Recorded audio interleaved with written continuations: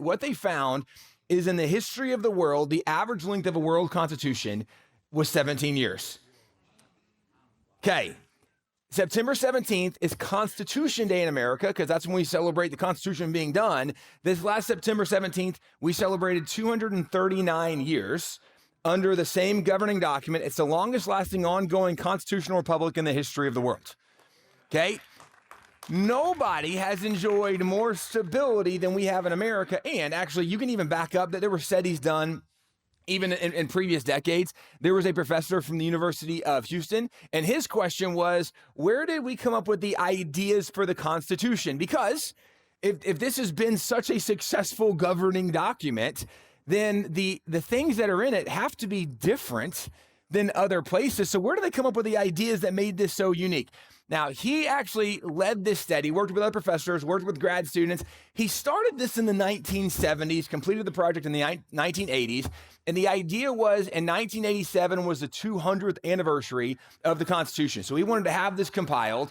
And so his premise was, if we go back to the founding fathers, if we study their writings, if we see who they quoted in their writings, we'll track it back to the original source, we'll see where the founding fathers got the majority of their ideas, and those ideas are what influence the Constitution, and then we'll know where these ideas came from. This was their research project. Their initial idea was to go through 15,000 representative writings, starting from 1760, going through 1805, because 1760, this is where you have the build-up to the Stamp Tax, the Stamp Act, you have the Boston Massacre, the Boston Tea Party, then you have the American Revolution. We keep building. You have the Constitutional Convention, Constitution, then you have the Bill of Rights, you have the early presidents. So they want to track all of that time, 15,000 writings, and see where the majority of the quotes and the founding fathers' writings came from.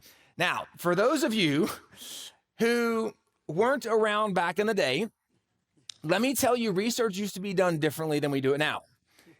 Before there was the internet, you had to get a book.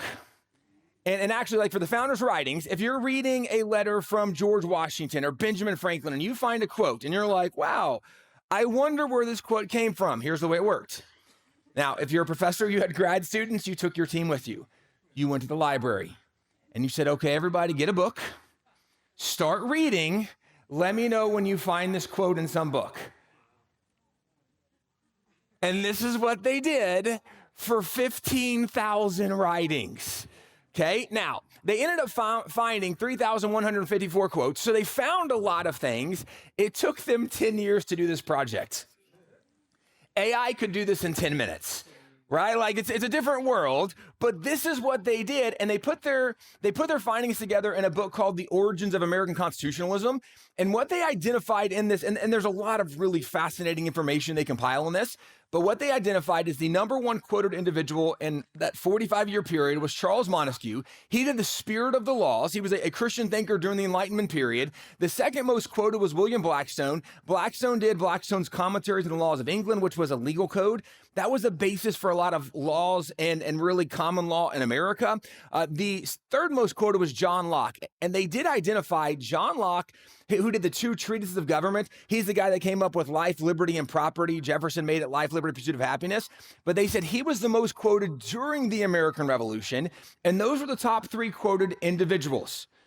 What's interesting is those aren't the top quoted source. The top quoted source in the founders' writings was the Bible.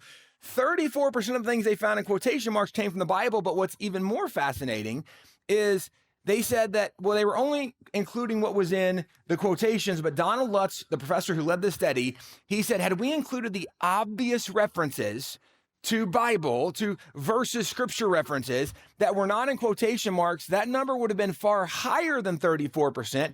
In fact, it would have been far over 50%.